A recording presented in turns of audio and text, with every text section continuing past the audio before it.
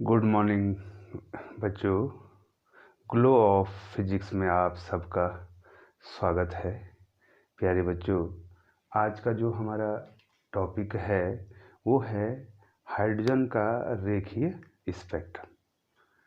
ठीक है बच्चों, आज जो है बच्चों आपने हाइड्रोजन का रेखीय स्पेक्ट्रम पढ़ना है बच्चों। और बच्चों इसमें आपने बहुत सी जानकारी हमने आपको देनी है। जो कल की वीडियो हमने आपको बताई थी बच्चों, उसमें हमने energy levels of hydrogen atom बताया था बच्चों। और बच्चों हमने आपको वहाँ पर जो है हाइड्रोजन परमाणु की nवीं कक्षा के लिए हाइड्रोजन परमाणु की मैं आपको बता रहा हूँ हाइड्रोजन परमाणु की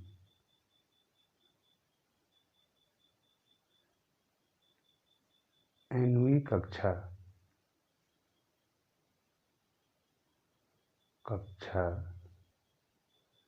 के लिए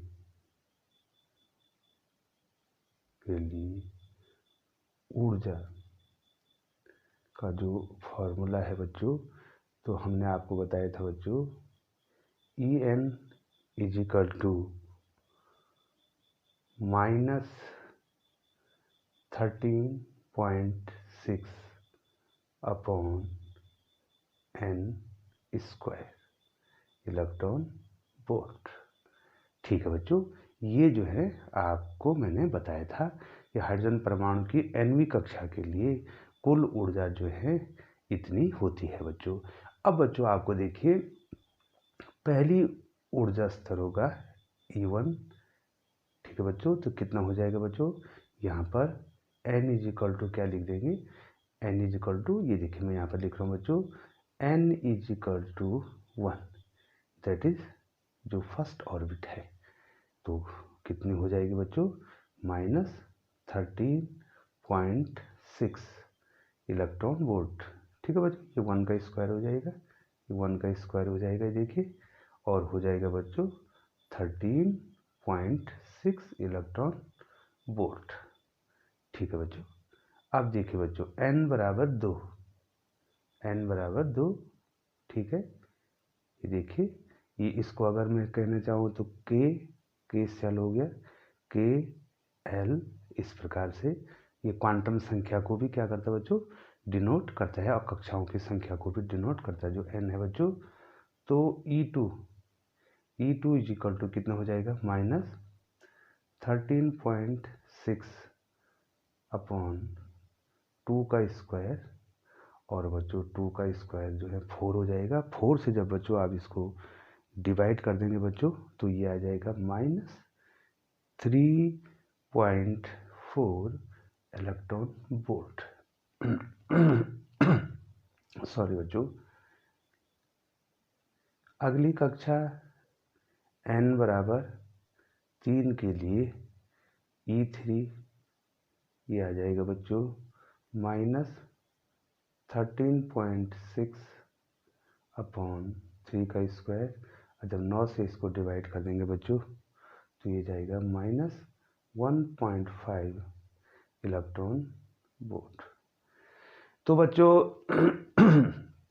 सॉरी बच्चों, जैसे जैसे बच्चों आप देख रहे हैं कि ये एनर्जी लेवल हायर होते जा रहे हैं, इधर देखिए बच्चों, सॉरी बच्चों, ये -13.6, जैसे जैसे जो है बच्चों आप हायर एनर्जी स्टेट की ओर जा रहे हैं, उच्च ऊर्जा स्तर हो रहे हैं बच्चों, ये ऊर्जा बढ़ रही है बच्चों। देखो -13.6 से जो है -3.4 ज़्यादा है, और इससे ज़्यादा ये है, मैंने कल आपको बताया था। तो यहाँ पर एनर्जी क्या हो रही है, बढ़ रही है बच्चों, ये देखिए।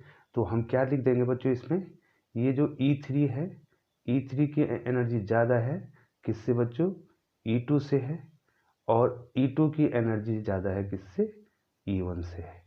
ठीक है बच्चों, ये तो मिल जाए। अब बच्चों इस प्रकार से जो है बच्चों, यदि जो है बच्चों हम जो है ये कक्षा अनंत हो जाए, ठीक है बच्चों, अब n is equal to infinity का मतलब हो गया है, अब आप ध्यान देंगे, n is equal to infinity का मतलब हो गया कि परमाणु से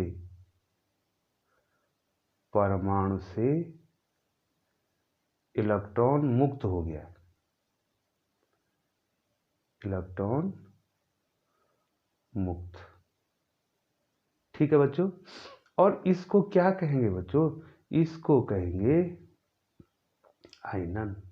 ठीक है, इलेक्ट्रॉन परमाणु से मुक्त हो गया बच्चों, हमने इतनी ऊर्जा देनी है कि वो परमाणु से मुक्त हो जाए। अब जो है अनंत, अर्थात आपने, अनंत का मतलब क्या हो गया बच्चों, आपने उसको निकाल ही दिया है, उस इलेक्ट्रॉन को उसके सबसे बाहरी कक्षा से आपने उसको निकाल दिया, जो सबसे बाहर की कक्षा है उससे निकाल दिया है। तो बच्चों यहाँ पर ई इन्फिनिटी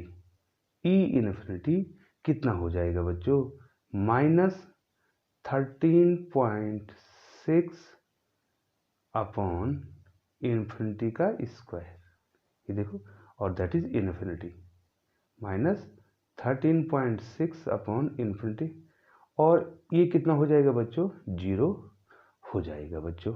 ठीक है बच्चों, अब जो है बहुत ही इंटरेस्टिंग यहाँ पर आने वाला है। जैसे जैसे देखो बच्चों, मूलतया जो है परमाणु सामान्य, तो अब यहाँ पर आपको ध्यान देनी है, सामान्यतया तो परमाणु में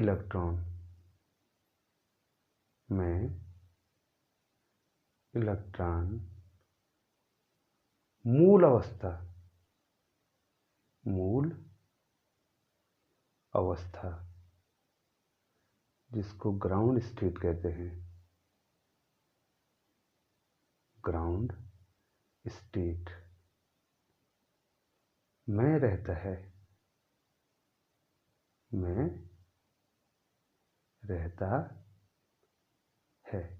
ठीक है बच्चों, सामान्यतः जो परमाणु में इलेक्ट्रॉन है वो अपनी मूल अवस्था में ही रहता है। ठीक है बच्चों, तो मूल अवस्था की ऊर्जा कितनी हुई बच्चों, पहली अवस्था की, पहली ऊर्जा स्तर की कितनी हुई, ऊर्जा कितनी हुई, मूल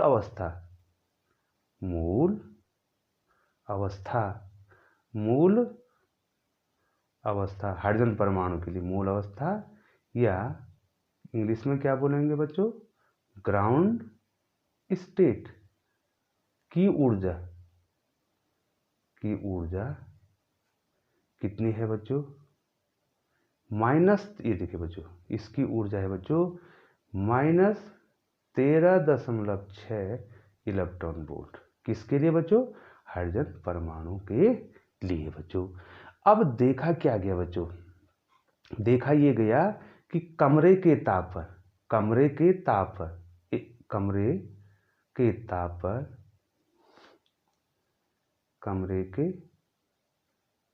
पर कोई सैंपल लिया, हमने कोई नमूना लिया, ठीक है, कमरे के ताप पर कोई नमूना लिया और उसमें हाइड्रोजन गैस भरी बच्चों, कमरे के ताप पर हाइड्रोजन के सभी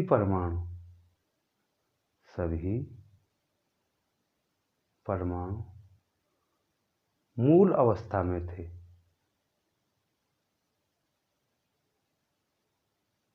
ठीक है बच्चों, ये एक प्रयोग किया गया बच्चों, कमरे के ताप पर जो है एक सैंपल लिया गया है। ठीक है बच्चों, उस सैंपल में हमने हाइड्रोजन गैस भरी और कमरे के ताप रखे और हमने निरीक्षण किया, तो हमने देखा कि हाइड्रोजन के जो परमाणु हैं, सभी परमाणु में जो इलेक्ट्रॉन हैं वो जो हैं क्या हैं, ग्राउंड स्टेट में ही हैं, अर्थात उनकी ऊर्जा कितनी है, मूल अवस्था की ऊर्जा कितनी होती है बच्चों, पहली कक्षा की ऊर्जा जिसको ग्राउंड स्टेट कहते हैं बच्चों, वो थी -13.6 इलेक्ट्रॉन वोल्ट।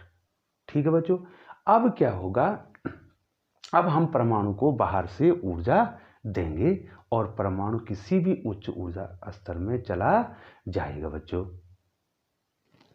अब बच्चों परमाणु को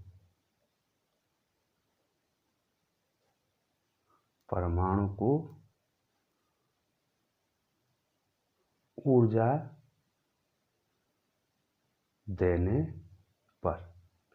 अब बच्चों आप परमाणु को ऊर्जा दे रहे हैं बाहर से, वो किस कक्षा में जाएगा? ठीक है बच्चों, वो किस कक्षा में जाएगा वो इस बात पर निर्भर करेगा कि उन दो कक्षाओं की ऊर्जाओं का अंतर कितना है। अब मैं आपको बता देता हूँ बच्चों, यहाँ पर देखिए मैं फिर लिख देता हूँ, यहाँ पर लिख देता हूँ बच्चों, आप ध्यान देंगे n = 1। ठीक है बच्चों, इसकी जो एनर्जी थी E1 = जो मूल अवस्था है -13.6 इलेक्ट्रॉन वोल्ट। ये तो आ गया बच्चों आपको।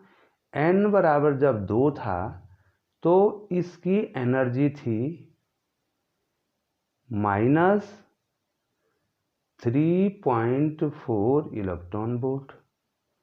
ठीक है बच्चों, और जब n बराबर 3 था इसकी एनर्जी सॉरी बच्चों, इसकी एनर्जी आई बच्चों -1.5 इलेक्ट्रॉन वोल्ट। ठीक है बच्चों, और डॉट डॉट इस प्रकार से आप निकाल देंगे बच्चों। और यदि आप अंतिम कक्षा में चले जाएंगे, इलेक्ट्रॉन को जो है बिल्कुल निकाल देंगे, निकालने के लिए आयनाइजेशन जो एनर्जी है वो हो जाएगी बच्चों 0। अब बहुत ही इंटरेस्टिंग आने वाला बच्चों, अब यहाँ पर एक आयनन, वो मैं बताऊंगा बच्चों, आप समझ रहे हैं आयनन ऊर्जा, मैं इसके बाद आपको बताऊंगा बच्चों, आप क्लियर हो जाएंगे बच्चों, इसमें थोड़ा सा आप ध्यान रखेंगे बच्चों। अब मैं यहाँ पर 2-3 केस यहाँ पर बताता हूँ बच्चों। देखिए अब मैं आपको इस पेन से आपको बताता हूँ बच्चों, थोड़ा ध्यान देंगे बच्चों आप। अब आपको कितनी एनर्जी चाहिए, मान लीजिए ये देखो बच्चों मैं यहाँ पर बना रहा हूँ, एक तो मैं यहाँ पे बना रहा हूँ, मान लीजिए n बराबर 1, अर्थात ये ग्राउंड स्टेट में है, इसको कहेंगे बच्चों मूल अवस्था। ठीक है बच्चों, निम्नतम ऊर्जा स्तर, ग्राउंड स्टेट, ग्राउंड स्टेट, ये मूल अवस्था। निम्नतम ऊर्जा स्तर, निम्नतम ऊर्जा स्तर। ठीक है बच्चों, ये देखो एटम जो है, एटम में मैं तो हाइड्रोजन स्पेक्ट्रम पढ़ा रहा हूँ बच्चों। ठीक है बच्चों, तो मैं हाइड्रोजन की ही बात करूँ। हाइड्रोजन परमाणु में जो इलेक्ट्रॉन है वो अपनी न्यूनतम ऊर्जा स्तर में है। सामान्यतः परमाणु में इलेक्ट्रॉन न्यूनतम ऊर्जा स्तर में ही रहता है। ठीक है बच्चों, लेकिन यदि उसको बाहर से ऊर्जा मिलती है तो वो किसी भी उच्च ऊर्जा स्तर में चला जाता है। और ग्राउंड स्टेट की ऊर्जा कितनी है बच्चों, -13.6 इलेक्ट्रॉन वोल्ट। ध्यान दीजिए बच्चों, अब जो है इसको परमाणु को बाहर से ऊर्जा मिली, ये देखिए परमाणु है कोई, उसको ऊर्जा मिल गई। अब वो n बराबर 2 में चला गया या n2, इसको n1 मान लो, चलो n1 1 हो गया, n2 माने n बराबर 2। ठीक है बच्चों, ये n1 हो गया। अब उसकी ऊर्जा n2 में कितनी होनी चाहिए, -3.4 इलेक्ट्रॉन वोल्ट। ठीक है बच्चों, आपका इलेक्ट्रॉन कहाँ चला गया है बच्चों, निम्न ऊर्जा स्तर से उच्च ऊर्जा स्तर में चला गया है। ठीक है, अब कितनी एनर्जी चाहिए उसको, इधर देखिए बच्चों, एनर्जी का जो गैप है, एनर्जी का जो गैप है वो कितना है बच्चों, बच्चों ध्यान दो बच्चों, E2 - E1। ठीक है बच्चों, तो कितना हो जाएगा एनर्जी का गैप, ये देखो -3.4 माइनस, और पहले से क्या है -13.6 इलेक्ट्रॉन वोल्ट। ये देखिए बच्चों, तो कितना अंतर आ जाएगा बच्चों, ये हो जाएगा -3.4 माइनस माइनस का प्लस 13.6। ठीक है, क्या हो जाएगा, इतना क्या हो जाएगा इलेक्ट्रॉन वोल्ट। ठीक है, इसको लिख देंगे बच्चों। तो बच्चों 13.6 में 13.6 में हमने 3.4 घटा देना है। तो बच्चों जब आप घटाएंगे ये आ जाएगा 10.2। ठीक है बच्चों, इतना इलेक्ट्रॉन वोल्ट। अब आप हमें बताइए बच्चों, आप कमेंट सेक्शन में इसमें लिखेंगे बच्चों। देखिए बच्चों, हमारे पास कोई फोटोन है, ठीक है, इधर देखिए फोटोन, एक फोटोन की ऊर्जा, अगर जो है आपने प्रकाश डाला, ठीक है, सामने तो मूल अवस्था में था, आपने बाहर से ऊर्जा दी, ठीक है, आपने प्रकाश डाला, तो प्रकाश जो फोटोन है उनकी ऊर्जा कितनी होनी चाहिए? फोटोन की ऊर्जा 10.2 इलेक्ट्रॉन वोल्ट होनी चाहिए, तब जाके वो कहाँ जाएगा? मूल अवस्था से दूसरी अवस्था में जाएगा। लेकिन बच्चों यहाँ वो 10⁻8 सेकेंड ही रहेगा। ठीक है बच्चों, बहुत कम समय के लिए वो आप इलेक्ट्रॉन कहाँ चला गया बच्चों? यहाँ चला गया। अब वो इलेक्ट्रॉन आते समय अब उसने कितनी एनर्जी एक्वायर्ड कर दी 10 वोल्ट, 2 इलेक्ट्रॉन वोल्ट की उसके बाद ऊर्जा है। तो वो क्या करेगा? उस ऊर्जा का फोटोन जो है विद्युत चुंबकीय तरंग के रूप में उत्सर्जित करेगा और पुनः जो है अपनी ग्राउंड स्टेट में आ जाएगा। ठीक है बच्चों, तो कितने का फोटोन बच्चों? कितने एनर्जी का फोटोन? कितने एनर्जी है उस फोटोन के पास? 10.2 इलेक्ट्रॉन वोल्ट। ठीक है बच्चों, आपको आ गया ना बच्चों? अब देखिए बच्चों, वैसे बच्चों ज़्यादा आपको इसको ले जाना है। अब हमारे पास जो है, इधर देखिए बच्चों, फिर मैं आपको बता रहा हूँ, ये देखिए ध्यान दीजिए, मैं आपको इसके 3 कंडीशन बताऊंगा बच्चों। यहाँ देखिए बच्चों, n बराबर 1 की एनर्जी फिर वही 13 - 13.6 इलेक्ट्रॉन वोल्ट। अब उसको ज़्यादा एनर्जी मिल गई है, ये देखो बच्चों, अब उसको ज़्यादा, पहले तो वो दूसरी कक्षा में गया था, उसके बाद एनर्जी कम थी, अब वो n बराबर 3 में चला गया है। ठीक है बच्चों, अब इसकी एनर्जी होनी है -1.5 इलेक्ट्रॉन वोल्ट। अब एनर्जी गैप ज़्यादा है तो उसको ज़्यादा एनर्जी मिल गई है बच्चों। ठीक है, और मैं यहाँ पर इसको बता देता हूँ बच्चों। देखो यहाँ पर डेल्टा E कितना हो जाएगा? एनर्जी का जो अंतर कितना हो जाएगा बच्चों? E3 - E1। ठीक है बच्चों, तो कितनी है E3 की? कितनी?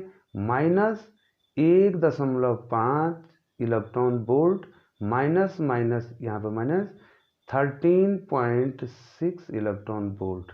तो ये कितना हो गया? -1.5 इलेक्ट्रॉन वोल्ट, माइनस का प्लस हो जाएगा 13.6 इलेक्ट्रॉन वोल्ट। ये देखिए बच्चों, अब 13.6 में से आपको क्या घटाना? 1.5 घटाना है। ठीक है बच्चों, कितना घटाना आपने?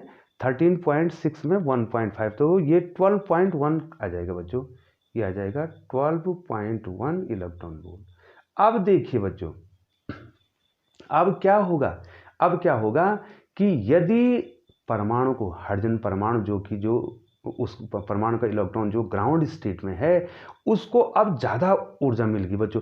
अब एक ध्यान देना है बच्चों, ठीक है बच्चों, अब ध्यान आपको देना है कि अगर 12.1, ये तो 12.1 है, ध्यान दीजिए बच्चों, मैं यहाँ पर बता रहा हूँ, ये 12.1 है और ये 10.2 है।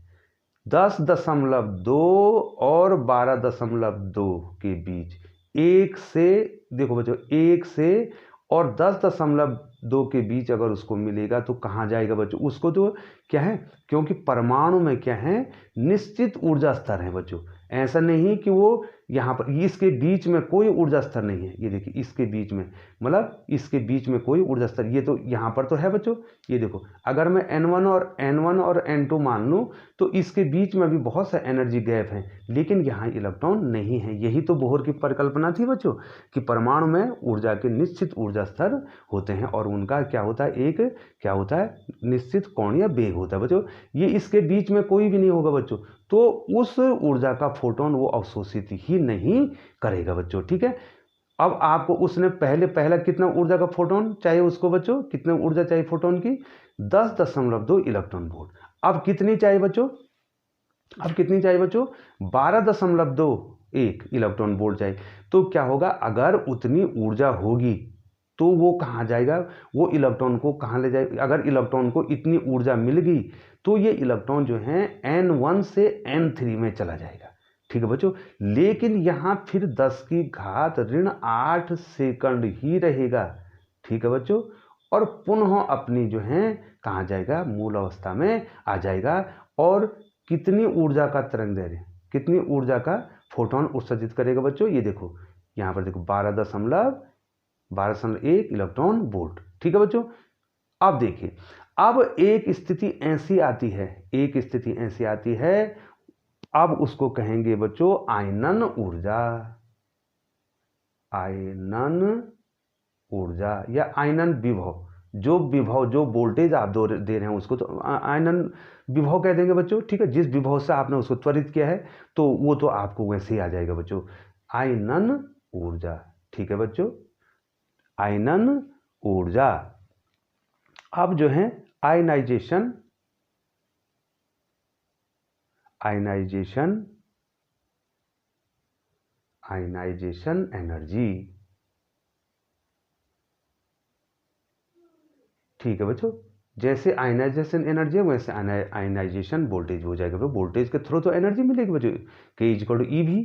ठीक है बच्चों, अब ये आयनाइजेशन एनर्जी क्या है, अब आपने देखिए, अब ध्यान देंगे बच्चों आप यहाँ पे, अब ये बहुत ही महत्वपूर्ण है बच्चों, अब ये जानना जरूरी है बच्चों आपको। इसके लिए देखो बच्चों, E1 बराबर कितना है, -13.6 इलेक्ट्रॉन वोल्ट।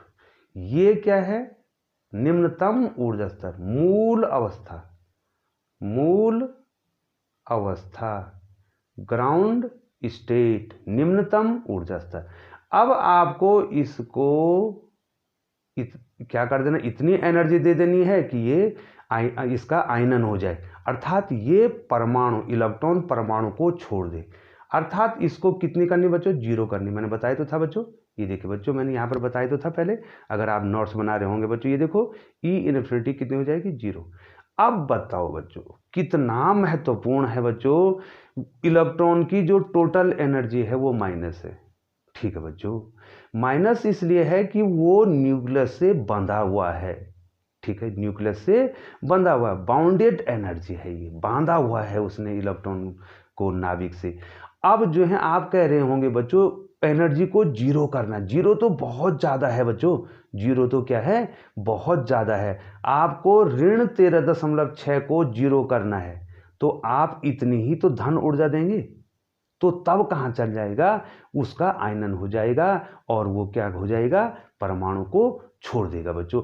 अब यहाँ पर निकाल दो आयनन ऊर्जा कितनी हो जाएगी, यहाँ पर देखो ये जो डेल्टा E है, ये देखो, अब मैं इसको बोलूँगा बच्चों आयनन ऊर्जा, वह न्यूनतम ऊर्जा जिससे किसी परमाणु से इलेक्ट्रॉन निकल जाए। आप लिख देंगे बच्चों, अब आप लिखो, वह आयनन, वह न्यूनतम ऊर्जा जिससे किसी परमाणु से इलेक्ट्रॉन क्या हो जाए, निकल जाए। ठीक है बच्चों, हाँ, तो अब देखिए कितनी होगी बच्चों, ये आयनन ऊर्जा कितनी हो जाएगी बताइए बच्चों, E इन्फिनिटी -E1, अर्थात आपको इलेक्ट्रॉन को उसकी निम्नतम ऊर्जा स्तर से बाहर निकाल देना है परमाणु को, अर्थात परमाणु को आयनित कर देना है बच्चों। तो ये कितना बच्चों, ध्यान दीजिए, ये 0 है, 0 माइनस 13.6 इलेक्ट्रॉन वोल्ट।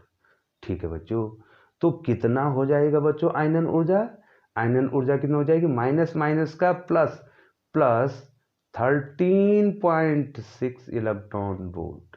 देखिए बच्चों, ये आयनन ऊर्जा हो गई हाइड्रोजन परमाणु के लिए, अर्थात हाइड्रोजन परमाणु में इलेक्ट्रॉन जो कि ग्राउंड स्टेट में है उसको हमने परमाणु से बाहर कर देना है। ठीक है बच्चों, उसका आयनन कर देना है।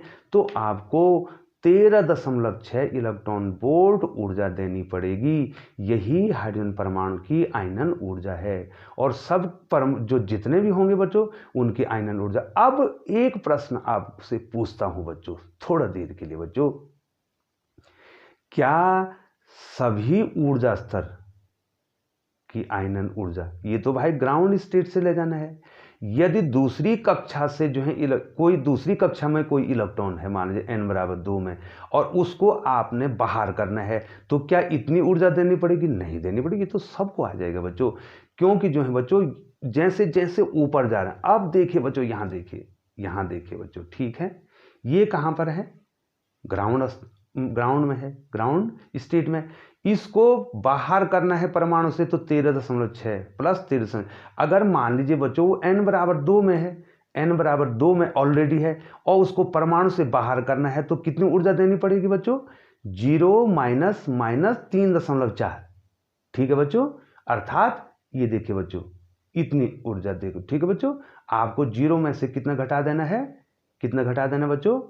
0 माइनस बोलो बच्चों, यहाँ पर 0 माइनस 3.4 तो 3.4 इलेक्ट्रॉन वोल्ट ऊर्जा देनी पड़ेगी। तो कम देनी पड़ेगी ना, वो पहले से तो उच्च ऊर्जा स्तर में है। ठीक है बच्चों, और यदि जो है आपको तीसरी कक्षा से इलेक्ट्रॉन को जो है बाहर निकालना परमाणु से तो इसका प्लस हो जाएगा, 1.5 इलेक्ट्रॉन वोल्ट ऊर्जा देनी पड़ेगी। ठीक है बच्चों, अब जो बच्चों ये जो ऊपर के ऊर्जा स्तर हैं, ये देखो n=2, ये प्रथम क्या हो जाएगा? उत्तेजित अवस्था। और n=3 क्या हो जाएगा? द्वितीय उत्तेजित अवस्था। इसी प्रकार से आगे बढ़ते हम जाएंगे बच्चों। तो इस प्रकार से हमने, अब क्या हो रहा बच्चों यहां पर, अब मैं आपको बताता हूं, थोड़ा सा आपको बता दूं, यहां पर आपको ध्यान देना है बच्चों। अब बच्चों जो है यहां पर आपको ध्यान देना है, थोड़ा मैं आपको एक ही बताता हूं। यहां पे इधर देखिए बच्चों यहां n=1 है। ठीक है बच्चों, इसकी एनर्जी कितनी है बच्चों?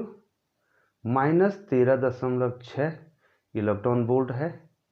अब जो है थोड़ा एनर्जी गैप ज़्यादा है यहाँ पे, n=2 में। चले बच्चों ये सिंपल बता रहा हूँ, इसको आगे बताना है बच्चों मैंने। ठीक है बच्चों, दूसरी जो कक्षा है बच्चों हाइड्रोजन की, उसकी एनर्जी है 3.4 इलेक्ट्रॉन वोल्ट। अगली कक्षा n=3 के लिए जो है ये एनर्जी है -1.5 इलेक्ट्रॉन वोल्ट। अब आपको ध्यान देना बच्चों। ठीक है बच्चों, अब हमने बताया क्या, ये सामान्यतः जो है परमाणु में इलेक्ट्रॉन जो है उसकी क्या है? Ground state. मान लीजिए बच्चों हमने जो है इसके बीच का जो एनर्जी गैप अभी बताया उसको एनर्जी दी, तो बच्चों वो पहले क्या जाएगा? n1 से n2 में जाएगा। ठीक है बच्चों, तो जब वो n1 से n2 में जाएगा उसको कहते हैं बच्चों अवशोषण स्पेक्ट्रम। क्या कहेंगे बच्चों? 2 प्रकार के स्पेक्ट्रम यहां पर मैं आपको बताऊंगा। एक होता है बच्चों अवशोषण, और मैं इसको विस्तृत रूप से अगली वीडियो में बताने वाला हूं बच्चों, अवशोषण स्पेक्ट्रम। ठीक है बच्चों, अब हमने स्पेक्ट्रम में आने वाले हैं, एब्जॉर्प्शन स्पेक्ट्रम।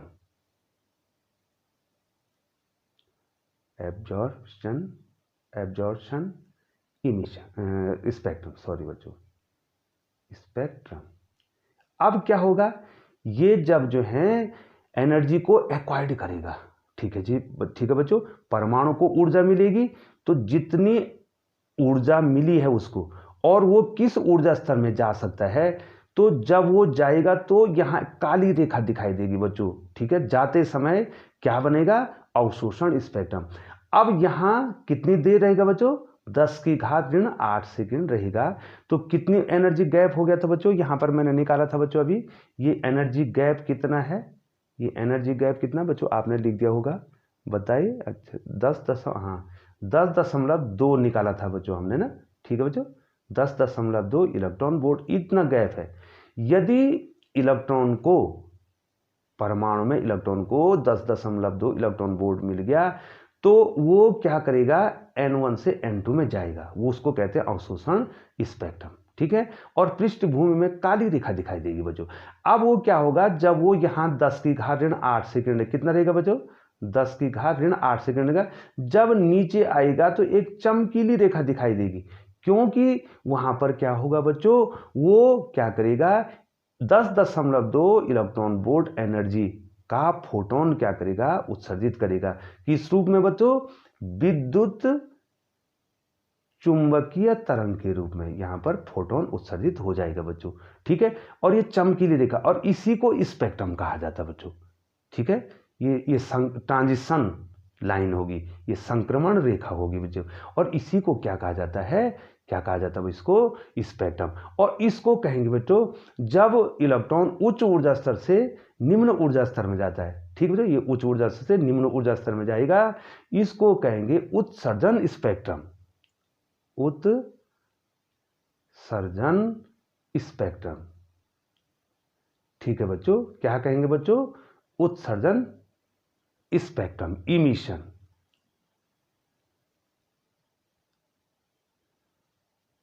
स्पेक्ट्रम, ठीक है बच्चों। अब देखिए बच्चों, अगर इलेक्ट्रॉन n1 से n3 में चला गया, n1 से कहां चला गया, n3 में चला गया, जब कितनी एनर्जी गैप है बच्चों, इसकी एनर्जी गैप, हाँ 12.1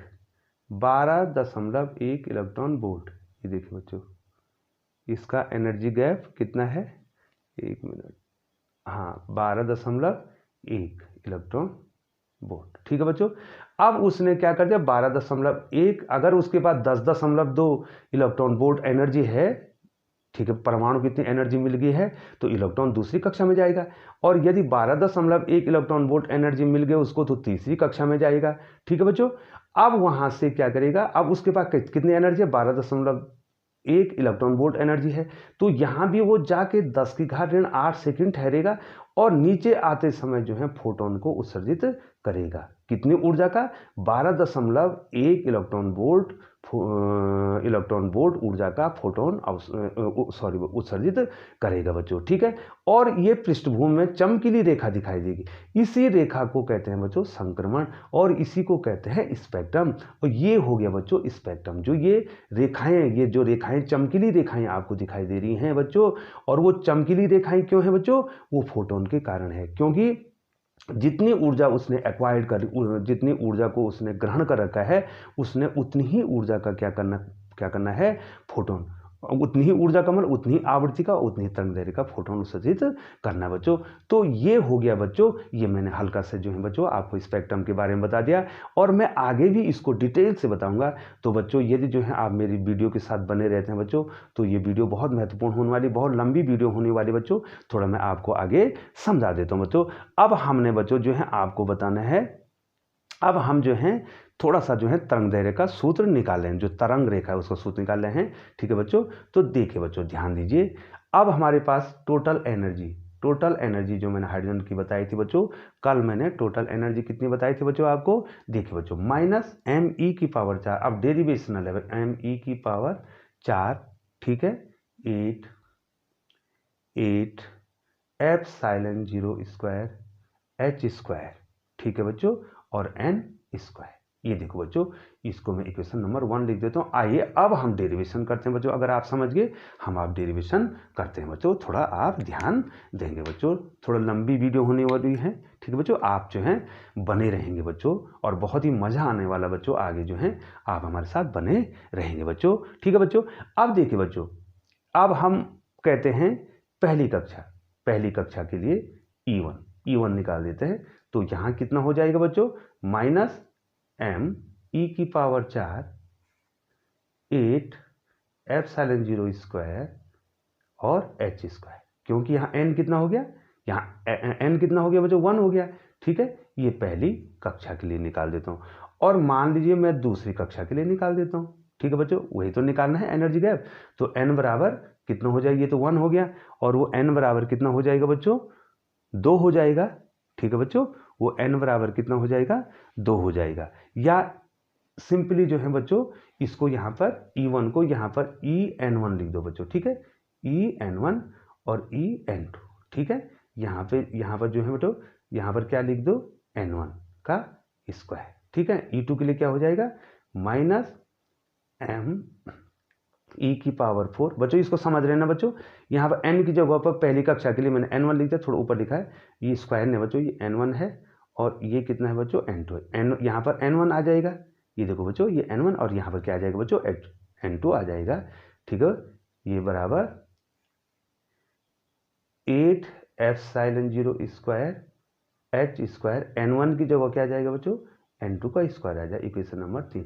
अब जो एनर्जी गैप है, जो एनर्जी गैप अभी तो समझाए बच्चों मैंने, आप जो एनर्जी गैप है डेल्टा ई बराबर क्या हो जाएगा E_n2 माइनस E_n1 हो जाएगा बच्चों, ये E_n2 माइनस E_n1। ठीक है बच्चों, अब इसको मैं इसमें लिख दूंगा, E_n2 कितना बच्चों दिखाई दे रहा है माइनस m e की power 4 upon 8 epsilon 0 square h square n2 का स्क्वायर माइनस, अब देखिए ध्यान दीजिए बच्चों, ये देखिए दिखाई दे रहा है बच्चों माइनस, और फिर इसके अंदर क्या आ रहा है माइनस आ रहा है n1 की वैल्यू दिखाई दे रहा है बच्चों, ये देखिए माइनस m e की power 4 8 epsilon 0 square h square n1 का स्क्वायर। ये देखिए बच्चों, थोड़ा ध्यान देंगे आप तो क्या होगा, ये माइनस माइनस का प्लस होगा, इसको आगे लिख दूंगा बच्चों मैं, तो कितना आ गया बच्चों, और ये कॉमन है बच्चों, अगर आपको ध्यान दें m e की पावर 4 ये सारा कॉमन है, तो कितना कॉमन आ गया बच्चों m e की पावर 4 8 एप्सिलॉन 0 स्क्वायर और h स्क्वायर, ये कॉमन है बच्चों 8 एप्सिलॉन 0 स्क्वायर h स्क्वायर, ये कॉमन आ गया बच्चों। तो बच्चों ये पहले आ जाएगा, यहाँ पर क्या है n1 का वर्ग। ठीक है बच्चों, माइनस माइनस का प्लस हो गया, 1/n1 का स्क्वायर माइनस 1/n2 का स्क्वायर। ठीक है बच्चों सॉरी बच्चों। अब बच्चों देखिए फोटोन की ऊर्जा कितनी होती है, प्लांक के क्वांटम सिद्धांत से ध्यान देंगे बच्चों, यहाँ पर बहुत ही महत्वपूर्ण है ये फोटोन की ऊर्जा, जो ये एनर्जी गैप है डेल्टा ई बराबर एच न्यू, ये देखो बच्चों, और न्यू बराबर होता है सी बटे लैम्डा। अब बार बार नहीं बताना बच्चों, न्यू बराबर सी बटे लैम्डा। तो बच्चों इस गैप की जगह पे मैं कितना लिख दूं, ये एनर्जी जो गैप है डेल्टा ई है बच्चों, मैं यहाँ पर कितना लिख दूं बच्चों एच सी बाई लैम्डा। ये देखो अब तरंग दैर्घ्य आने बैठ गए ना बच्चों, एच सी बाई लैम्डा, तो कितना हो जाएगा बच्चों, कितना ला रखा था हमने m e raised to power 4 8 epsilon 0 square और h स्क्वायर। ये जो है सब पता है बच्चों आपको कि इसके यूजुअल मीनिंग्स क्या होते हैं, m इलेक्ट्रॉन का द्रव्यमान, e उसका जो है बच्चों आवेश, एप्सिलॉन 0 जो है निर्वात की विद्युतशीलता, h प्लांक नियतांक। ठीक है बच्चों, तो बच्चों एक रिक्वेस्ट हो आपसे कर रहा हूँ, कभी कभी बच्चों जो है बोलने में गलती हो जाती है, मेरे पास एडिटिंग नहीं है, तो आप जो है यहाँ पर ध्यान नहीं देंगे। ठीक है बच्चों, हाँ तो यहाँ पर कितना हो गया बच्चों n1 का स्क्वायर माइनस n2 का स्क्वायर। ठीक है बच्चों, ये देखिए बच्चों इतना हो गया ना बच्चों। अब बच्चों यहाँ पर जो है ये 1/λ निकालना है बच्चों, वो तरंग संख्या है। ठीक है, उसी से तो तरंग दैर्घ्य निकलेगा। अब देखो बच्चों 1/λ अगर मैं निकालना चाहूँ यहाँ पे तो कितना हो जाएगा बच्चों बताइए, अगर 1/λ में निकालना चाहूँ तो ये ऐसे नीचे नहीं चला जाएगा बच्चों, तो कितना हो जाएगा बच्चों, थोड़ा मेरे पेन पर ध्यान देंगे, m e की पावर 4 ये भी वही आएगा बच्चों। ठीक है 8, ठीक है एप्सिलॉन 0 का स्क्वायर भी वही आएगा, लेकिन h के साथ h स्क्वायर के साथ h गुणा हो रहा है तो h की पावर 3 और c, ये देखो आ गया ना बच्चों, ये देखिए, और 1/n1 का स्क्वायर माइनस 1/n2 का स्क्वायर। ठीक है बच्चों, अब जो यहाँ पर कांस्टेंट आ रहा है बच्चों नोट कर दो प्लीज बच्चों, नोट करना है आपको, मैं अगले जो है पेज में जाने वाला हूँ। ये देखो बच्चों, ये जो यहाँ पर आया है इसको कहते हैं रिडबर्ग कांस्टेंट। ये देखो m e की पावर 4 8 एप्सिलॉन 0 स्क्वायर HQC, इसको रिडबर्ग कांस्टेंट कहते हैं बच्चों, और इसकी वैल्यू कैलकुलेट की है बच्चों। और देखो बच्चों मैंने थोड़ा रोक रखा है, आप इसको लिखेंगे बच्चों, ठीक है बच्चों। अगले पेज में आपको जाना है। हाँ बच्चों, तो आपने लिख दिया, तो 1/λ इज इक्वल टू, ठीक है बच्चों, कितना आ गया हमारे पास, कितना आ गया है बच्चों हमारे पास, अब कितना आ गया था, आपने लिख दिया होगा बच्चों। हाँ लिखिए, कितना लिखा है बच्चों, m⁴ बटे 8 ε0², और क्या लिखा बच्चों, ε0², हाँ HQC लिख दिया था ना बच्चों आपने, 1/n1 का स्क्वायर माइनस 1/n2 का स्क्वायर। और इसको क्या कहा बच्चों मैंने, रिडबर्ग नियतांक। ये देखो बच्चों, ये जो है प्रायोगिक तौर पर भी ये कैलकुलेट हुआ है बच्चों, ठीक है बच्चों। ये देखो बच्चों, m⁴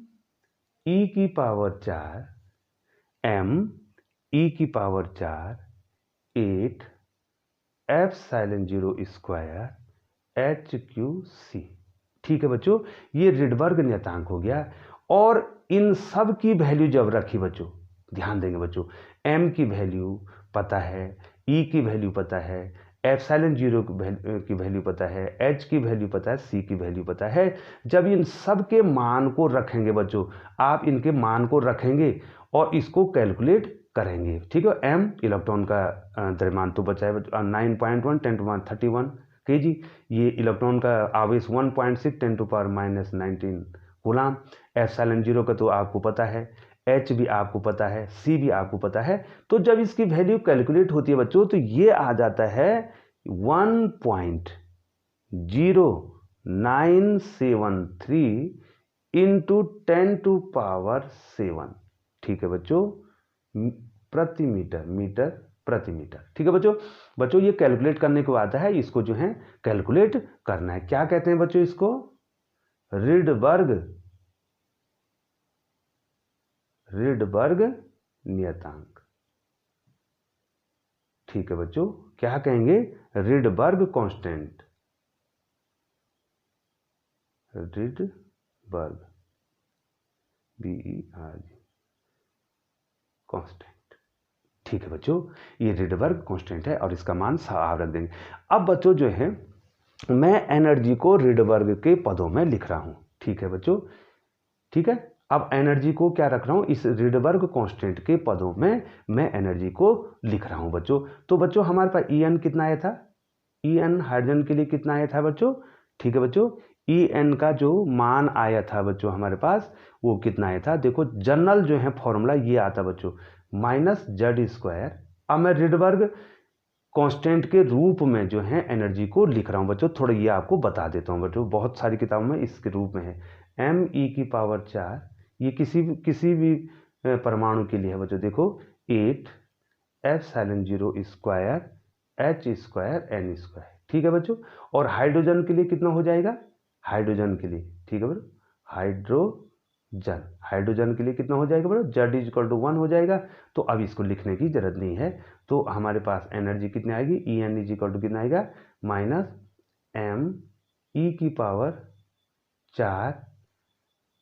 8 ε0² h²n², ठीक है बच्चों।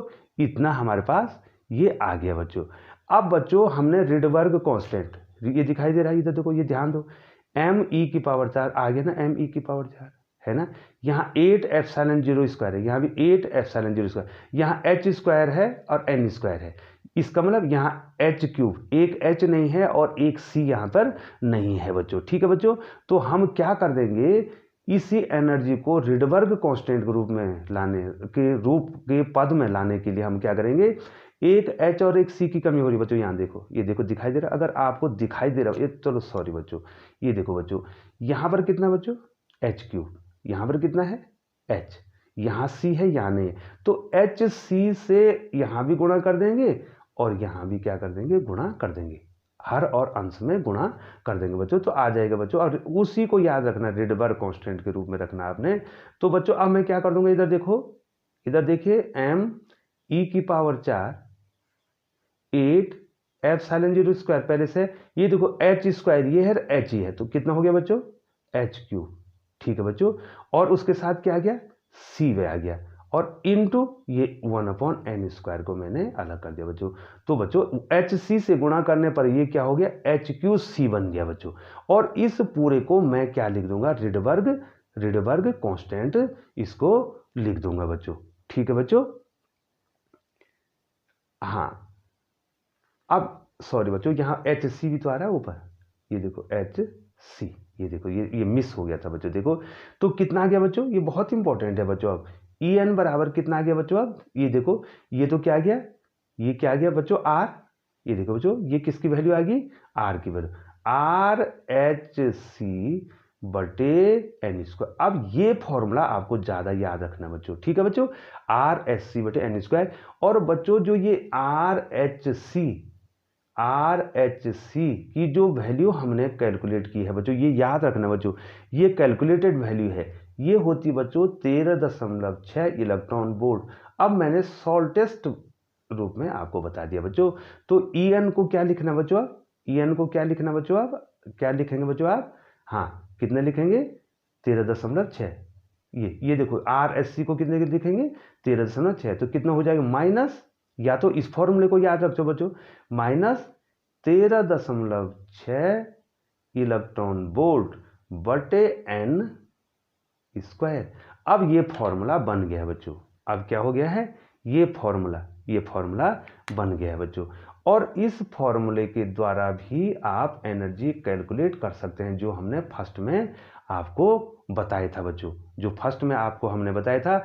आप डायरेक्ट अब जो है इस फॉर्मूले का भी प्रयोग कर सकते हैं टोटल एनर्जी में। अब आप किसका प्रयोग करेंगे बच्चों, इसका प्रयोग करेंगे बच्चों। ठीक है बच्चों, है ना। अब इधर देखिए, इसी से जो है, अब इसी से निकालेंगे बच्चों जो है आप। ठीक है, तो बहुत बहुत धन्यवाद बच्चों। और प्यारे बच्चों, यदि जो है आपको हमारी वीडियो जो है पसंद आती है बच्चों, तो बच्चों मैंने अभी तक जो है किसी वीडियो में किसी भी विद्यार्थी को ये अनुरोध नहीं किया है, या जितने भी जो हैं हमारी वीडियो देखते हैं, वो कोई भी जो हमारी वीडियो देखता है, तो हमने उनसे ये अनुरोध नहीं किया है कि हमारा चैनल आप सब्सक्राइब करना। बच्चों ये तो अंडरस्टूड है बच्चों, यदि आपको हमारा चैनल अच्छा लगता है और आप समझते हैं कि हैं हम आपके लिए मेहनत कर रहे हैं, तो बच्चों जो है आप हमारा चैनल ज़रूर सब्सक्राइब करें। बच्चों यदि आप हमारा चैनल सब्सक्राइब करते हैं, तो हो सकता है बच्चों जो हैं ये हमारा चैनल जो है कुछ ऐसे बच्चों के पास पहुंच जाए कि जो हिंदी मीडियम से पढ़ना चाहते हैं, और हिंदी मीडियम में जो है उनको किसी अध्यापक या टीचर की आवश्यकता है, तो उसका भला हो जाएगा बच्चों। तो आप इस रूप में जो है चैनल को सब्सक्राइब कर देंगे। बहुत बहुत धन्यवाद बच्चों।